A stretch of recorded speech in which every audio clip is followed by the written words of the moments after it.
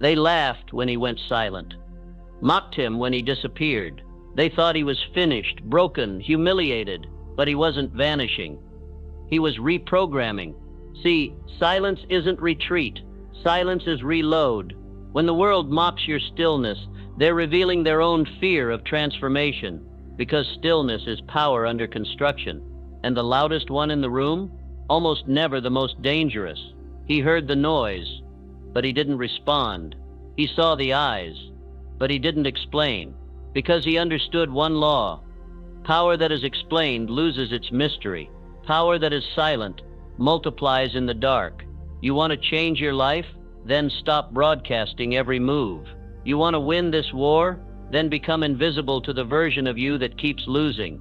They mocked him until he mastered this, the power to train his inner world without a single announcement to the outer one. That's what they never saw coming, because most people aren't wired to endure isolation without identity collapse. They need attention to feel real. They need applause to feel worthy. But masters are forged in silence.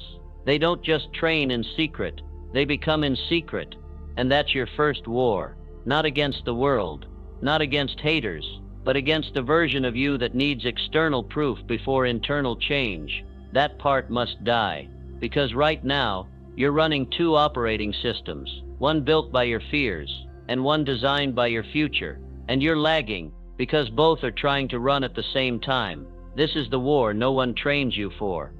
The battle of belief, the war of wiring, the fight between your inherited identity and your chosen one. But here's the truth.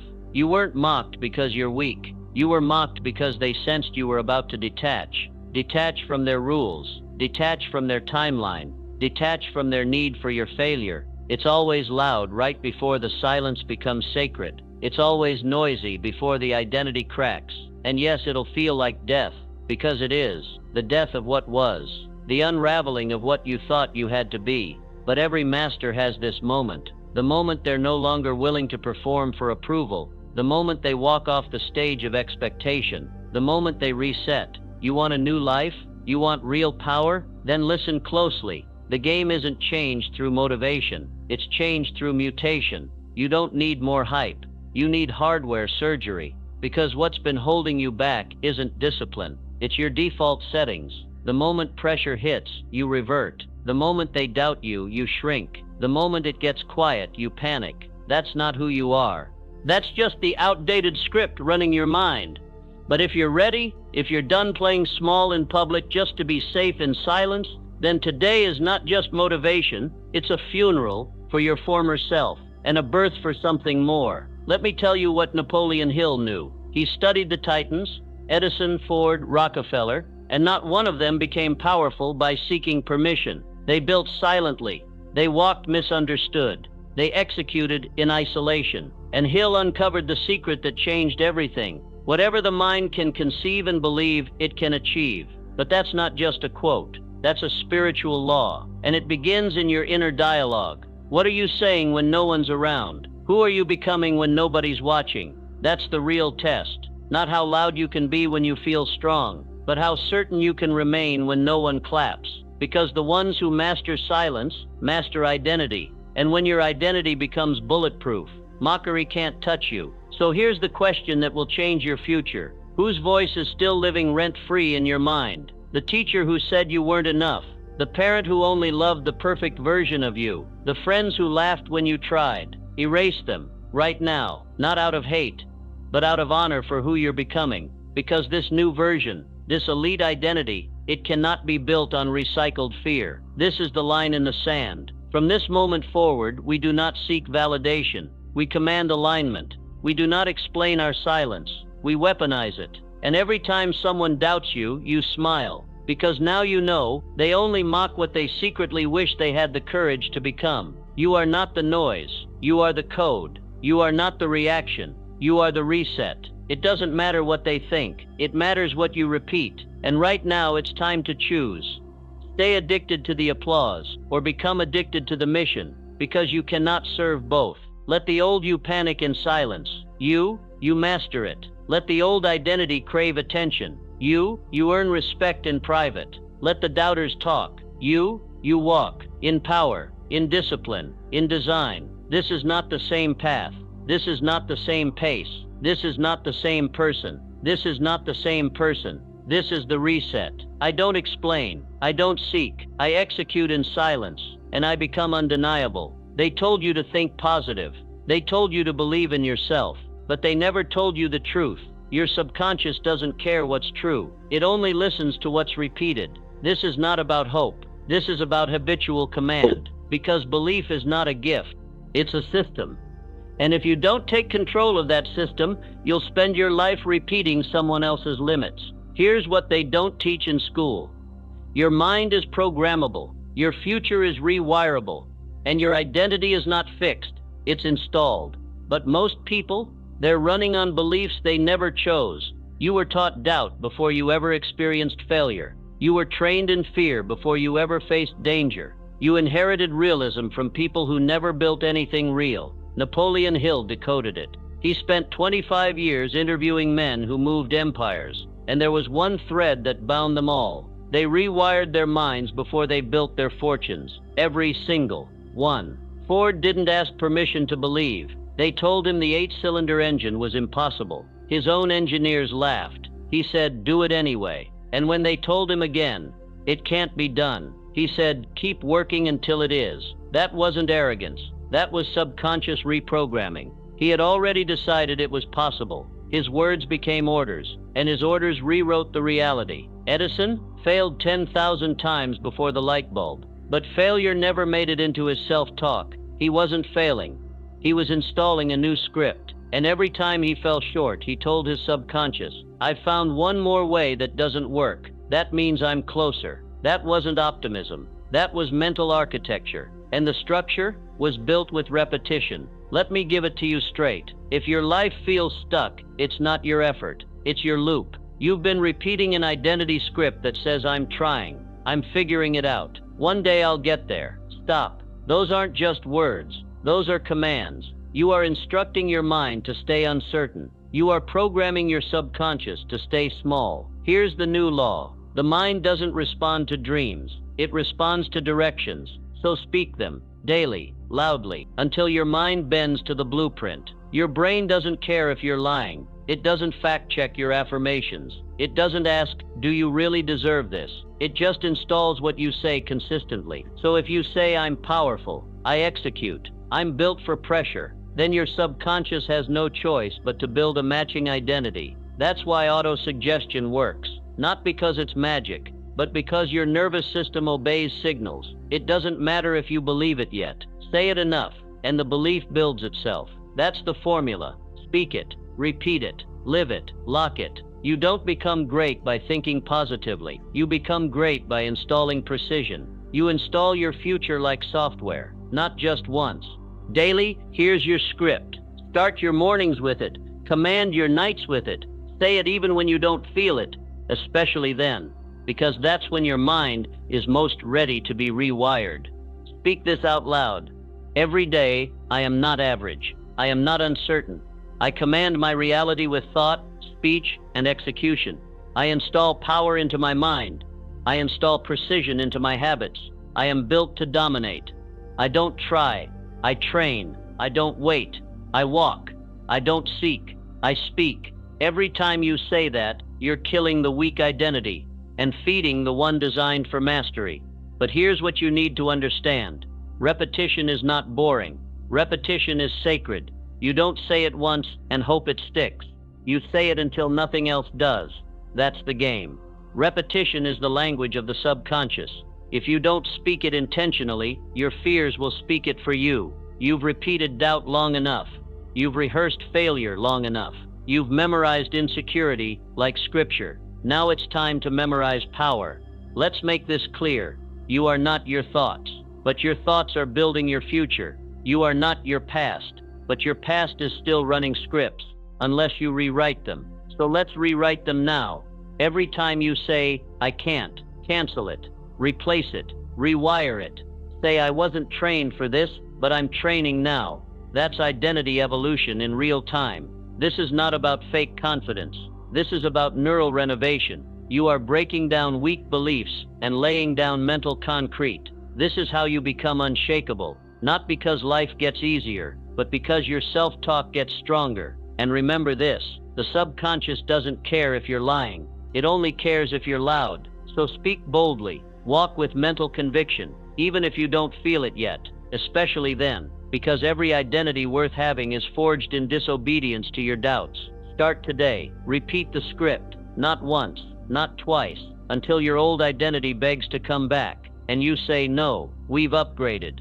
Speak it again. I don't try.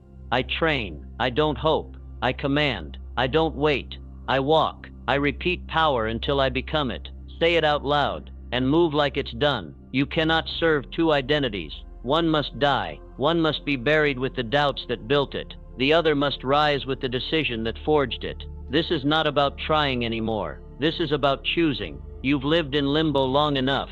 You've tiptoed between maybe and someday. But power doesn't respond to hesitation, and destiny doesn't wait for indecision. You cannot become elite while still flirting with average. The bridge must burn, and I mean burn. No back doors, no safe plans, no identity leftovers from your old life.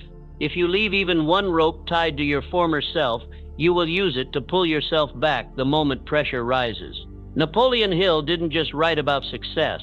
He wrote about obsession, about decision without retreat. He told the story of Hernán Cortés landing in Mexico, outnumbered, uncertain, and burning his own ships. Why? Because once the ships are gone, there's no choice but forward. No escape, no fallback, just fire in your veins and victory in your sights. Do you want to know why most people never change? Because they always leave something to return to. A past identity, a safe version, a just-in-case mindset. But the mind doesn't build power in indecision. The mind builds power in commitment, and commitment is only born through elimination. You say you want to succeed. Good.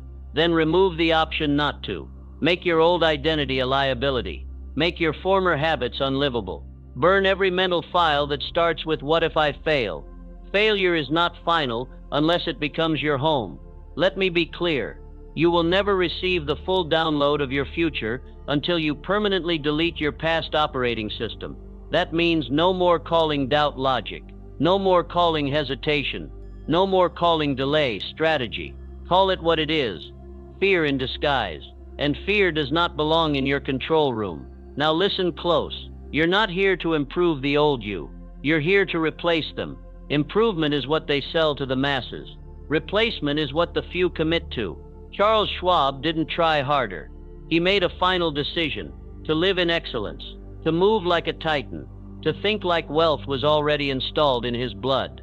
And once he decided, the world had no choice but to respond, because decision is not mental, it's spiritual, it's identity setting.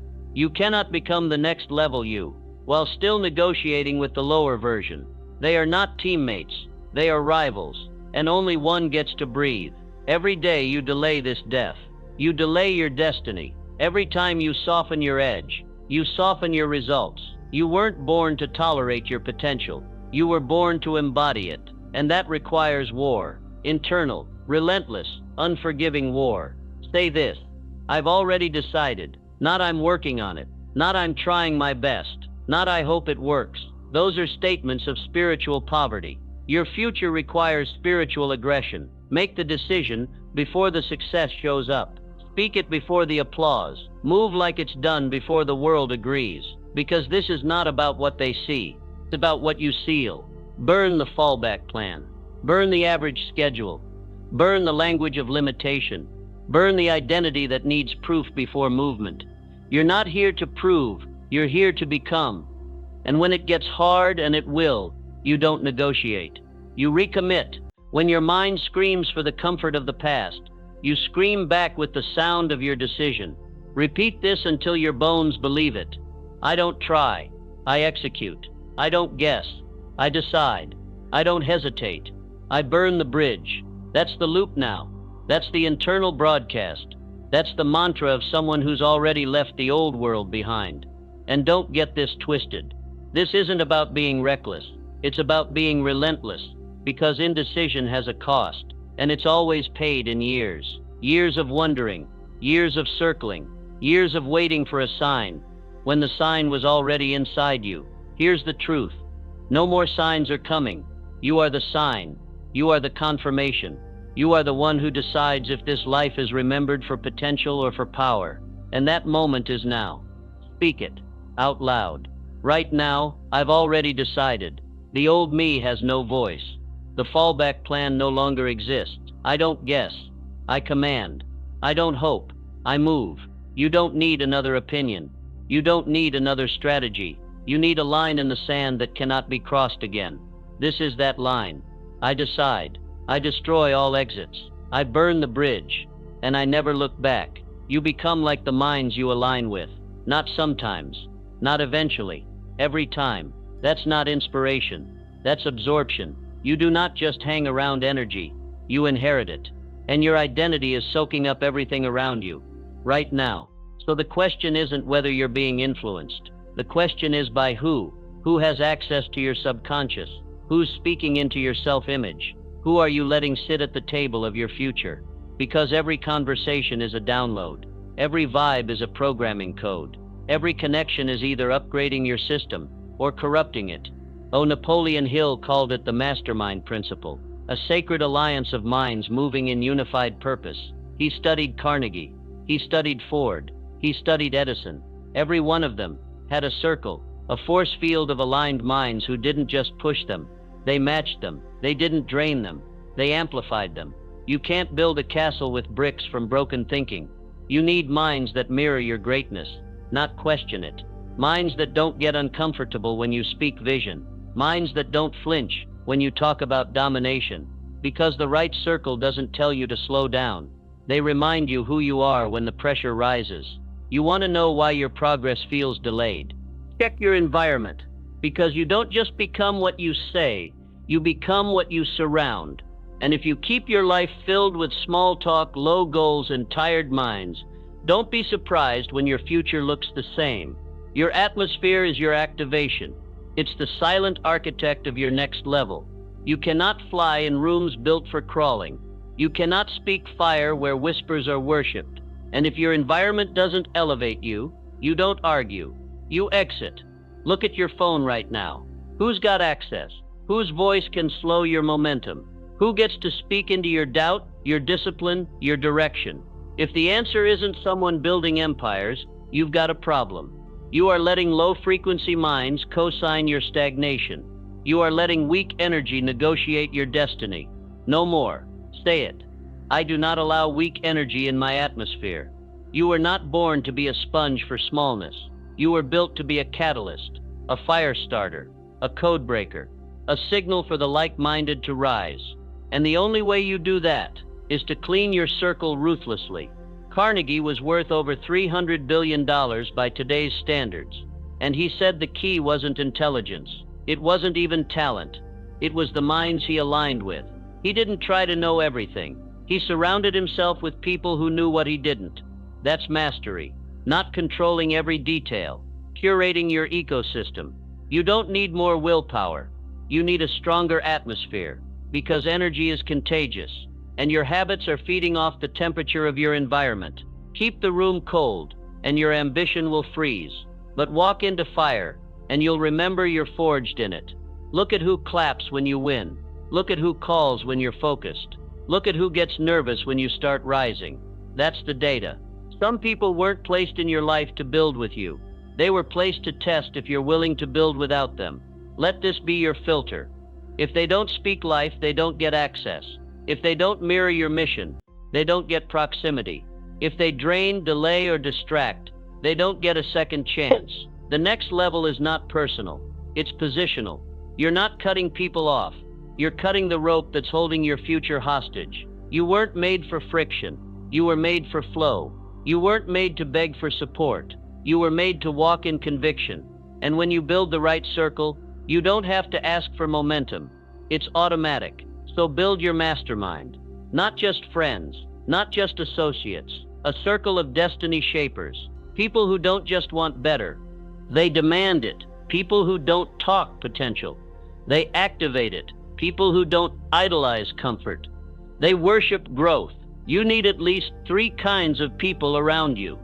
The visionary, someone who sees bigger than you and isn't afraid to say it. The executor, someone who's in motion, building, pushing, shipping.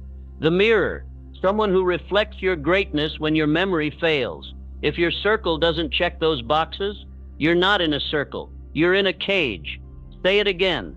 I do not allow weak energy in my atmosphere, not out of ego, out of alignment, because your destiny doesn't need permission. It needs a platform. Let the mockers mock. Let the doubters doubt. They don't belong in your strategy room. They don't belong in your belief system. They don't belong in your future files. They belong in the past, right next to the version of you that used to tolerate them. Say it out loud. Let it sink. I'm not building for comfort. I'm building for greatness. I attract power because I've become it. I don't chase energy. I set the tone. I do not allow weak energy in my atmosphere. Clean the room, raise the standard, and move only with those who mirror your momentum. They laughed when he went silent, but they couldn't laugh when the results started speaking. Not because he said more, but because he became more. And the secret wasn't noise. It was over-delivery. Listen closely. In a world addicted to shortcuts, exceeding expectation is a superpower. And you weren't born to just meet the line. You were born to move the line, to shift the standard, to be the one they study after they mock. Napoleon Hill didn't say deliver what's required. He said go the extra mile, not once, not sometimes, as a lifestyle, as an identity, because the extra mile is empty. No traffic, no competition, just those who've decided to lead. You think you're stuck. You're not stuck. You're delivering at the same level as everyone else. That's why you feel invisible. You're not unseen. You're just uncommitted to excellence. Want to stand out? Don't post more. Don't talk louder. Give more. In silence. In precision. In full alignment with who you're becoming. Carnegie didn't rise because of his name. He rose because when others showed up for a paycheck, he showed up with a blueprint. While others clocked out mentally, he delivered with spiritual weight. He didn't need applause. He had purpose. He didn't chase outcome. He exceeded identity. The world trains you to give only when it's fair, to work only when it pays, to act only when eyes are watching. But here's the truth. If you're waiting for proof before you give your best, you're not building power. You're begging for validation. And that's not you anymore. Say this: I exceed expectations because it's who I am. Not for claps, not for credit, but because mediocrity is beneath me. Schwab didn't negotiate with effort. He delivered more than expected every time. That's why Carnegie called him the most valuable man in the steel industry. Not because he was brilliant, but because he was reliable. Because he over-delivered even when no one was keeping score. And that's the line in the sand right now. Are you results-driven or identity-driven? If you're results-driven, you only work hard when the scoreboard shows your name. But if you're identity-driven, you show up with fire, regardless of the crowd. Because greatness is not a goal. It's your base level. Let me break the pattern for you. Stop asking, what's the minimum required? Start declaring, what would exceptional look like right now? Because what you consistently do in private becomes the identity you carry in public. You don't rise to the moment. You sink to your standard. Over-delivery doesn't mean burnout. It means intentional excellence. It means doing what most won't, so you can become what most never will. It's not about hustle. It's about honor. Honor in your craft. Honor in your name. Honor in your work when no one's clapping. Detach from the outcome. Attach to your output. Your standard is your strategy. Your work ethic is your weapon. Most people are waiting to feel motivated before they move. You move because it's who you are. Your consistency rewrites reality. Your effort speaks in rooms you haven't entered yet. Your name is being built by the hands of discipline, not applause. Don't give halfway. Don't deliver average. That's how they expect you to move. Predictable, small, soft. Blow past the line. Reset the metric. Break the model. Not to impress, to express your new identity. Say it: I give more, because it's who I am. I exceed expectations because it's normal for me. I over-deliver in silence, and the universe responds in volume. Ford didn't build a company. He built a rhythm, an unbreakable cadence of effort. Daily, relentless, repetitive. He didn't aim to be revolutionary. He aimed to be unshakable. Over-delivery was the floor, not the ceiling. Now hear this. You're not just building success, you're building a reputation. And your reputation walks into rooms before you do. It speaks when you're silent. It negotiates on your behalf. It opens doors your resume never could. So what's it saying right now? If your reputation had a voice, would it say, this one never misses, this one gives more, this one is inevitable? The energy you give out is the identity you reinforce. An identity once set becomes magnetic. You won't need to chase. You won't need to convince. You'll attract by existence. Over-delivery is not extra. It's evidence that the new you is non-negotiable. You're not trying to become elite. You've already decided. And now, every action proves it. Speak it loud. Anchor it deep. I give more than I take. I serve harder than they expect. I rise when others rest. I exceed expectations because it's who I am. Detach from applause. Deliver beyond measure. And move like your name already means something. Repetition is not boring. It's the language of becoming. It's not routine. It's ritual. Every time you speak your identity, you're casting another vote for the future you've already seen. This is how they missed it. They thought silence meant absence.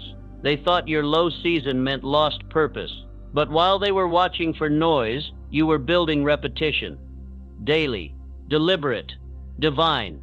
Faith isn't loud. Faith is repetitive. It acts before applause. It walks before proof. It speaks before evidence. Say it with power. I act like it's done. I walk like it's already mine. I move like the outcome is obligated. Because that's not delusion. That's alignment. You don't wait for the new identity to feel real. You ritualize it until it becomes real. You don't check the mirror. You build the mirror. One repeated command at a time. Napoleon Hill said it clearly. Whatever the mind can conceive and believe, it can achieve.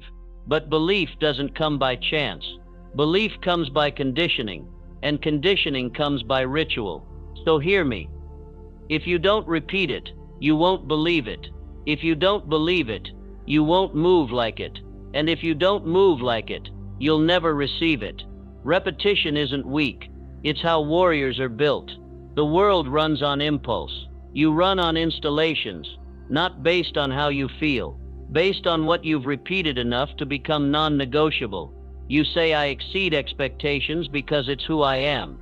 You say it again and again, until your subconscious stops questioning it, until your body starts aligning with it, until your reality has no choice but to respond. Every affirmation is a seed. But without repetition, it never takes root. Without emotion, it never breaks the soil. Without action, it never grows. So you lock in the loop. Speak it, feel it, act like it's done. Repeat. This is not fake it till you make it. This is faith it until you become it. Let others scroll. Let others mock. Let others wait for motivation. You don't need it, because your ritual is your rocket. Your repetition is your momentum. Your identity has already been elected. You've already burned the old bridges. You've already spoken the new standard. Now you repeat it until it rewires everything. Look in the mirror. Say it like the world is listening. I don't hesitate. I execute. I don't need help. I need honor. I am the system. I am the source. I build. I give. I grow. I walk like it's already mine. I act like the door is already open. This is where faith meets evidence. This is where the internal becomes inevitable. Not because you guessed right, but because you got rituals right. Look at any high performer, any legend, any unstoppable builder. They don't improvise their greatness. They repeat it into being. They practice until it's permanent. They ritualize until it's reality. You are no longer at war with your old self. You buried them back in part 3. You're not proving anything. You're expressing identity. Everything from here on is just reinforcement. So listen closely. Ritual is not optional. Ritual is not cute. Ritual is the code to permanence. Without it, your power leaks. With it, your future gets locked in. You've got the repetition. You've got the belief. You've got the identity. Now, you walk it out with faith in motion.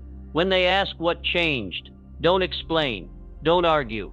Don't try to convince. Let your results shout it in silence. You don't owe them answers. You are the answer. You are the proof of what happens when belief gets disciplined. You are the living consequence of subconscious engineering. You are the blueprint others will copy, but never fully understand. Say it again. I act like it's done. I walk like it's already mine. I build when others break. I lead when others hesitate. I repeat it until it becomes my nature. And when the world sees the rise, let them say we should have never mocked him. We should have never doubted her. We didn't know the silence was sacred. We didn't know they were building the new code. They'll never understand the rituals, but they'll feel the results. And by then, it's too late to catch up, because you've already locked in the new you. Let the world wonder what changed. You don't owe them answers. You are the answer.